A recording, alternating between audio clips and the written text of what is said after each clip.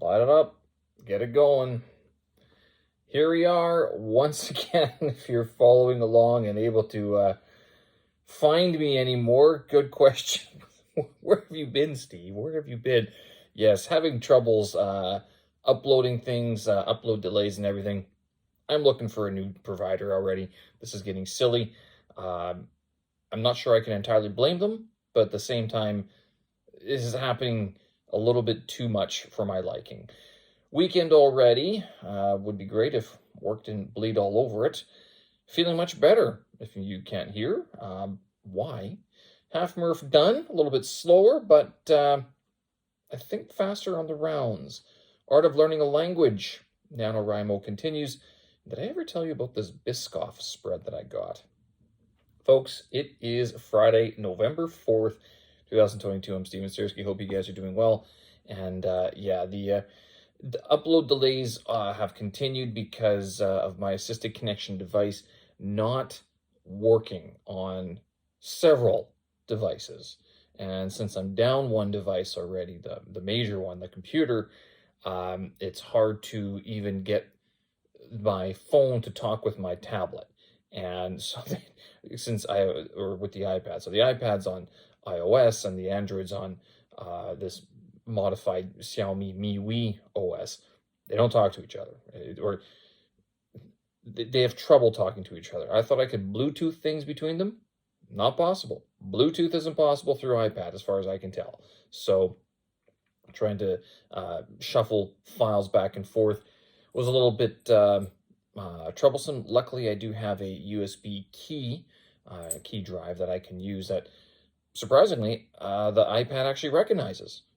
It's formatted with exFAT, so exFAT sort of the file format that can be read between Mac and Android and PC. It's the most widely read, able to be read file system. If you use the Apple proprietary system, the APFS or whatever it is, PCs can read it, but they can't write to it. Likewise, if you use the FAT32, like FAT32, which is what PCs use typically, or NTFS, the Mac will be able to read it, but won't be able to write to it. So it's a little bit difficult to sometimes make sure you got all your systems going. I have been thinking, usually I format my drives to the exFAT, so EXFATs, and that is the most readable across all systems.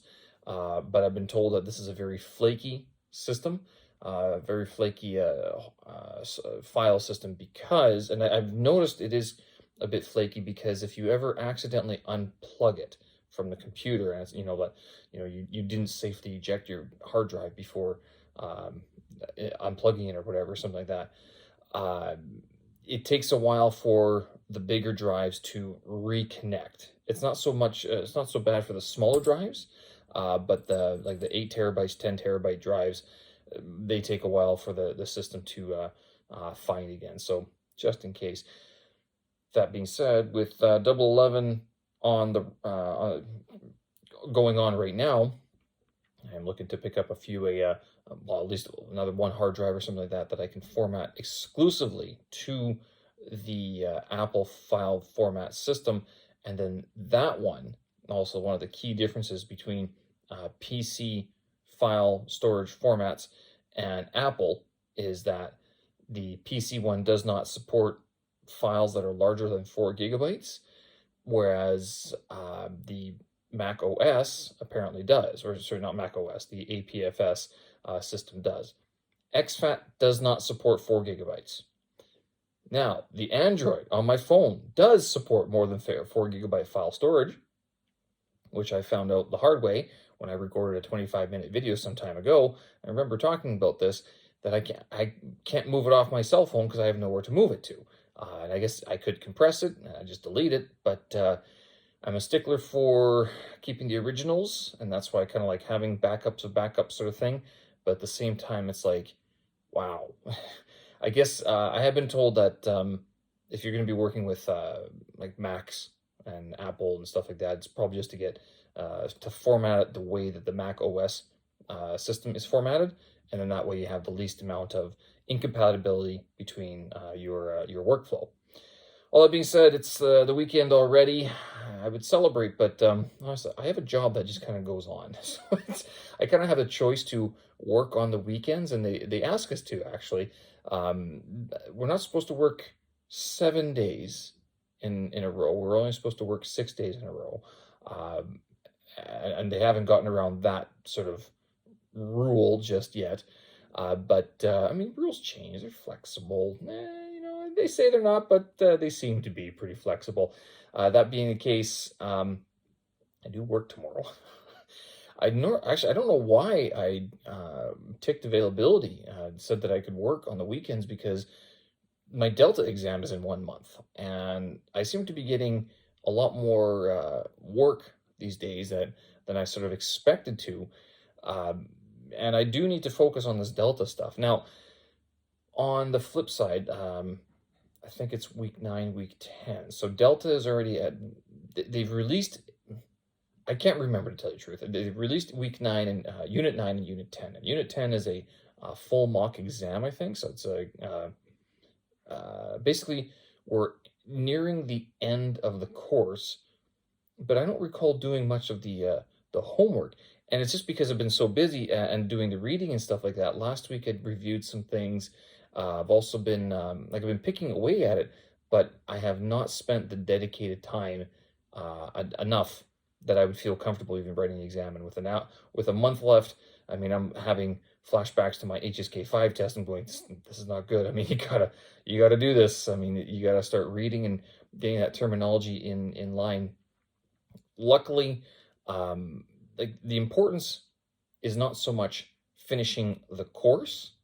The importance is understanding, learning, and applying the knowledge. So that's where it's sort of most important to do, regardless of whether or not you turn in any of the homework assignments. It's just more important that you're able to work on the areas that you're weak in, which for me is going to be grammar analysis and phonology, and then being able to work within the time limits of the exam, which, I mean, it's an hour and a half. It's 90 minutes per paper for 3 hours total, plus a half-hour break in between, I think it is. So, and I do have to start looking at those.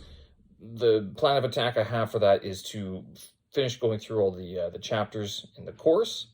I'm going to keep on reading some of the books that they recommend to read, and then I have like 8 or 9 years worth of exams and feedback from those exams that I've been told from more than one source that if you just go through those those previous tests, you'll understand what is expected of you, which makes focusing your studies a little bit easier.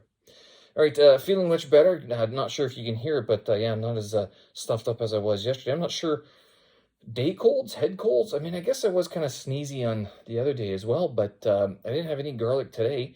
I didn't have to, but it's just weird that this sort of happens. This one day head cold and then it's gone. It bothers me.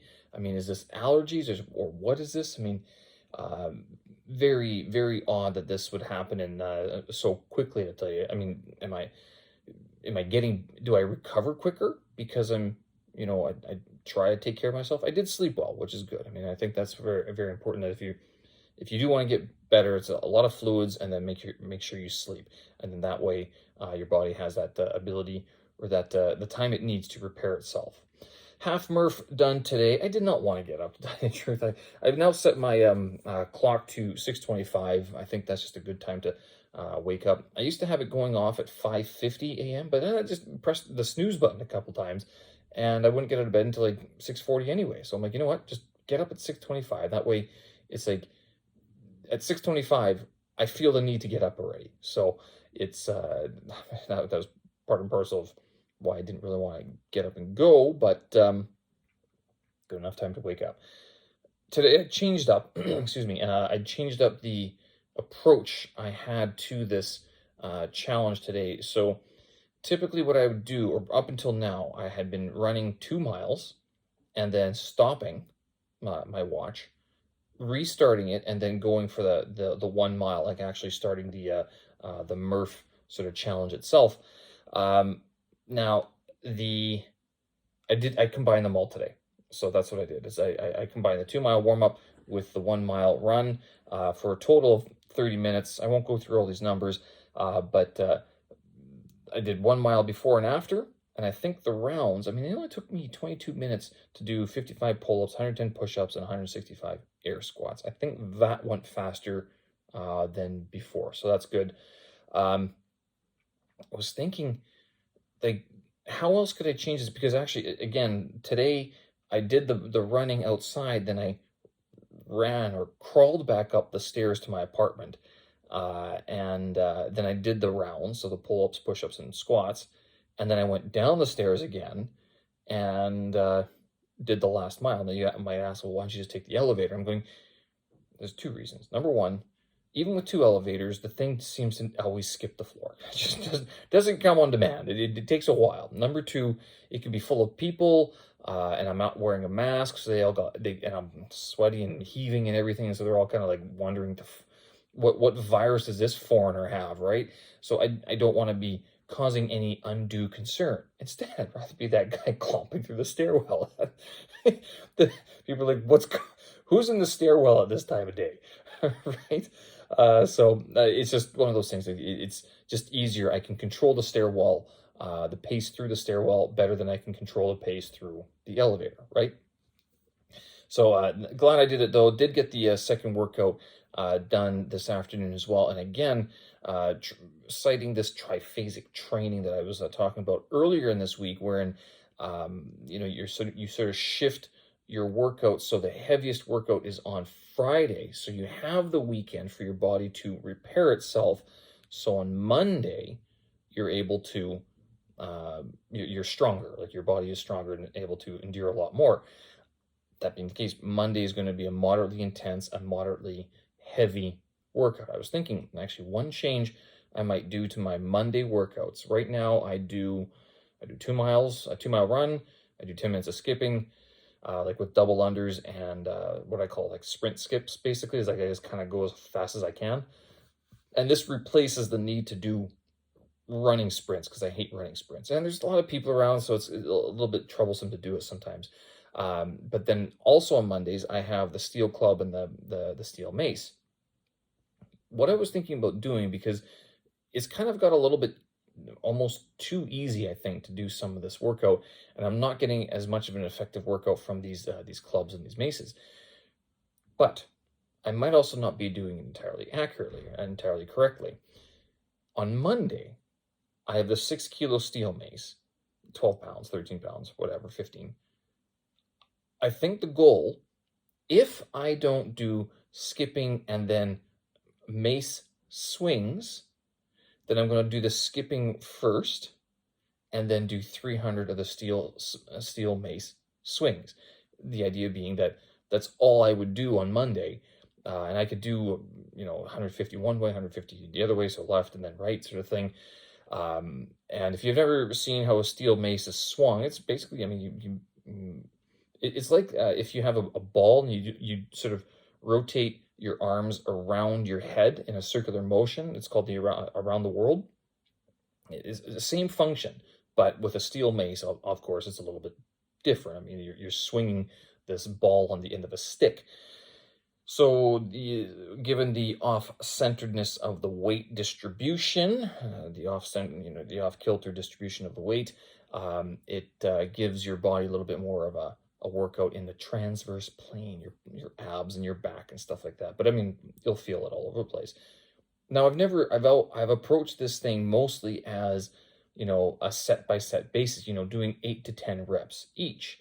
But with the 6 kilo steel mace, it's not enough weight to really generate any sort of any force with that. I mean, even if I did this for 30 minutes, breaking it up into 8, 10 reps, it's not feeling like it's doing very much. So Monday, I think I'm going to change it up and try to do 300 steel mace swings. We'll see.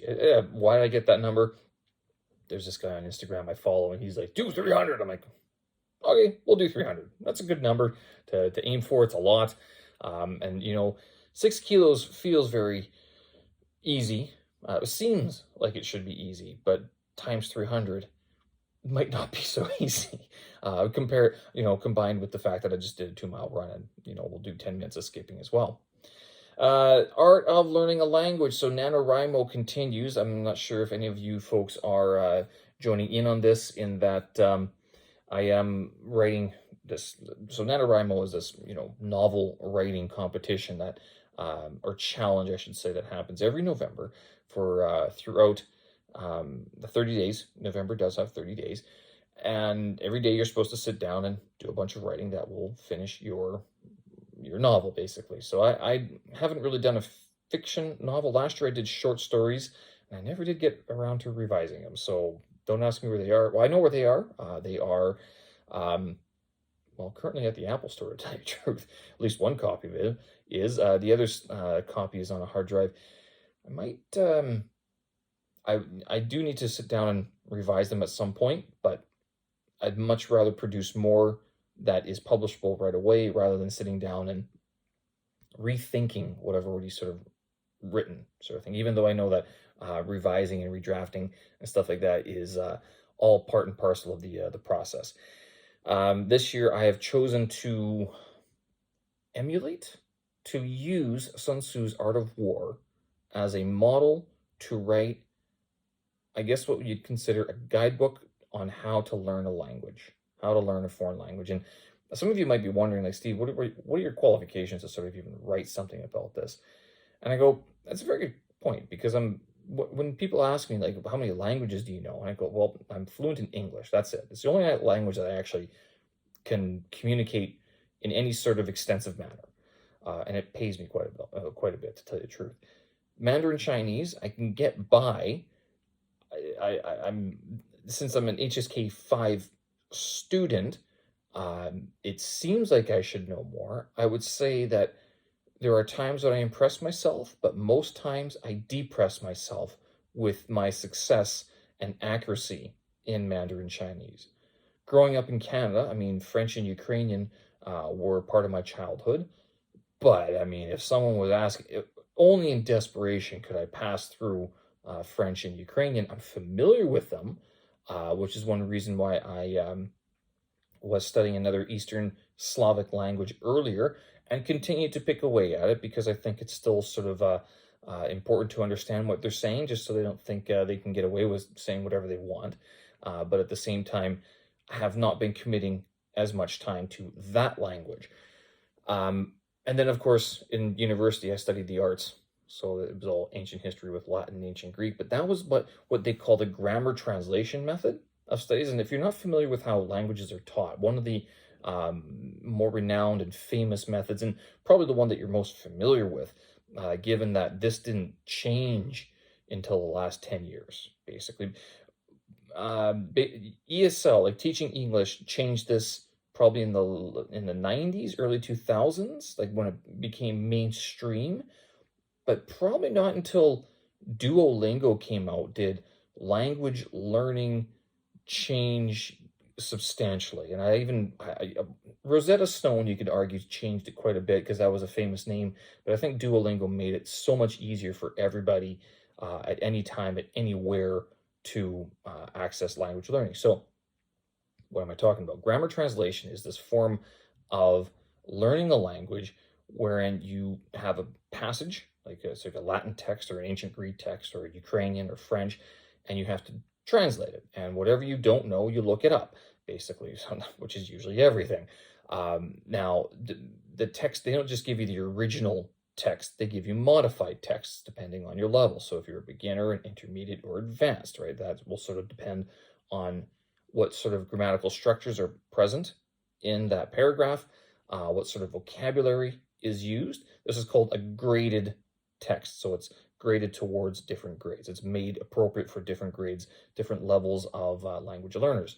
Now, that's the format that most people followed up until late 90s, or sometime in the 90s, when the communicative approach became a bit more of the norm. And the communicative is what we use a lot in the ESL industry, wherein you kind of have these, what you'd almost see as conversational classes, a lot of speaking classes. It's a lot of productive skills. So the productive skill would be your writing and your speaking, whereas receptive skills are reading and listening. So this communicative process is much different than the grammar translation. Grammar translation is your reading and writing, basically. Very little speaking, very little listening. But the communicative is basically all about making students, language learners, able to communicate in that language. And since English is so worldwide, so global, a lingua franca, as some people would say, it is taught in this manner of being able to be communicative. So communicating your needs, or basically your needs and what's going on, basically. So what qualifies me to write this book about learning a language? I mean, I've gone through a few different methods of learning languages. I'm currently working on this diploma of English language teaching. And yeah, I think it has given me a little bit more confidence in not just, the fact that I am pursuing this diploma, but that the stuff I'm reading, I'm going, this kind of makes sense, and I've used some of these techniques, or I've been the subject of some of these techniques throughout my language learning career. But then the question still comes down to, well, Stephen, how many languages do you know? You only know English, and you're studying Mandarin Chinese, which you admit you're not very good at. Good point. How about this? I can tell you how not to learn a language.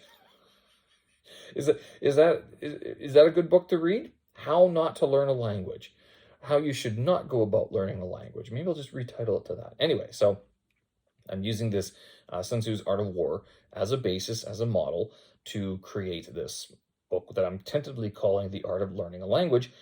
I'm 4 chapters in, so I've been pretty consistent already. I mean, it's pretty easy given that I have this model. I'm reading the book, and I'm sort of just translating it into ESL specific or language learning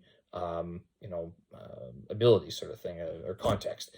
And all that means is that it requires a little bit of thinking about how to translate when Sun Tzu is talking about killing the enemy. Who is the enemy? I mentioned this before. Usually it's procrastination, it's your doubt. You yourself are your own worst enemy when it comes to learning a language. And I was thinking, since Sun Tzu's Art of War is pretty short, it's only 13 chapters, like 60 pages total, and I'm up to 3,600 words already, which is great, but I might do part 1, part 2, being that part 1 is the Art of War, or the Art of Learning a Language, and then part 2 would be some of the other stuff that I've learned along the way, like the more practical things, like skills and tactics and strategies that you could use to actually learn a language, some of the ones that have worked and some of the things that haven't worked over time, and then how to best set yourself up to learn a language.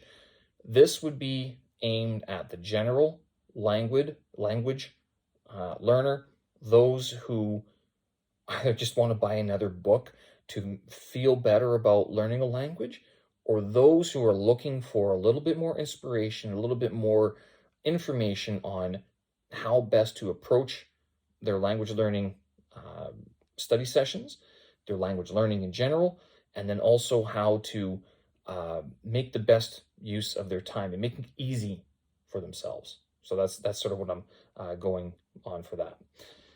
Last little thing here before we leave for the weekend. Did I ever tell you about this Biscoff spread? Well, I don't know when they got this in, but April Gourmet, Lu Yezi, Greenleaf, this international supermarket down the street, you've probably heard of Nutella. So that's your chocolate spread from the Ferrero Rochers, that hazelnut spread. Fantastic stuff.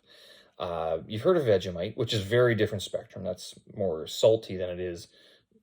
It's salty rather than sweet. Peanut butter, of course. You've probably then there's your fruit jams and stuff like that. There's another one. Oh, there's an Ovaltine spread as well. That was, I don't really need to try that because I didn't grow up with Ovaltine. That wasn't in my family. But this one, I recall I've had these biscuits before, these cookies before. Biscoff coffee cookies. So Biscoff, it's a Belgian cookie that's usually served with coffees, typically in Some restaurants, and sometimes I think mostly in Europe, to tell you the truth, that's where it's originated and got its name. Biscoff, biscuit, coffee, Biscoff, as it says on the package. I didn't look that up. It was on the package. Anyway, these are like little brown biscuits, like brown sugar, cinnamon and brown sugar biscuits. Fantastic, high in fat, lots of calories, carbohydrates. Not, I mean, you're not supposed to eat the whole bag or even half of it, but sometimes they matter. They're so small. You're kind of like, I didn't eat all that, did I? Yes, you did. Yes, you did. Well, now they put it into a jar. They made it into a spread. And I found this thing. I was like, what is this gold that I've stumbled across? And they have two types, crunchy and smooth. Well, I've tried them both in the last week. Yes, I did gain weight. I gained like 2 kilos, a kilo and a half or something like that. I'm like, oh boy, Stevie, you gotta slow down on that stuff, because it was good. Like it's supposed to be a bread spread, like it's something like peanut butter. You put it on your bread, just to up the carbohydrate count. I mean, whatever. I mean, these words and these calories sometimes, do most people care? And it's not going to kill you right away. Just with moderation, no problem. So yeah, the first 2 jars went by pretty quickly. I'm not going to lie. High in fat, very high. It's like 2 grams of protein and 35 grams of fat per 100 gram serving. And it's like a 250 gram bottle or a jar. Surprising how fast that can go away when you're not really paying attention to how many spoonfuls you're having. I've started to, I've moderated quite a bit since then. And I've now, I spread it onto a piece of bread on toast. And then I cut up a banana, I put that on top, and I go, okay, so at least I got the rye bread, or the dark bread, and the banana, and then I have some of this, cookie spread in between. Well, yeah, it's good. If you get a chance, try it out. I mean, it's expensive. I know it's like 43 kwai, $8 for the jar, but well worth it. Well worth the try. All right, folks. Enough of the Biscoff. Enough of this. Thanks for listening. I appreciate it. Show notes and tracks up on my website, stevensersky.com. And as always, you can stream this through Spotify, Apple, and Google. Hope you guys are doing well. Have a good weekend. Enjoy the weather. Jacket up, because it is getting cold outside. All right. Thanks for listening. We'll talk again. Bye-bye.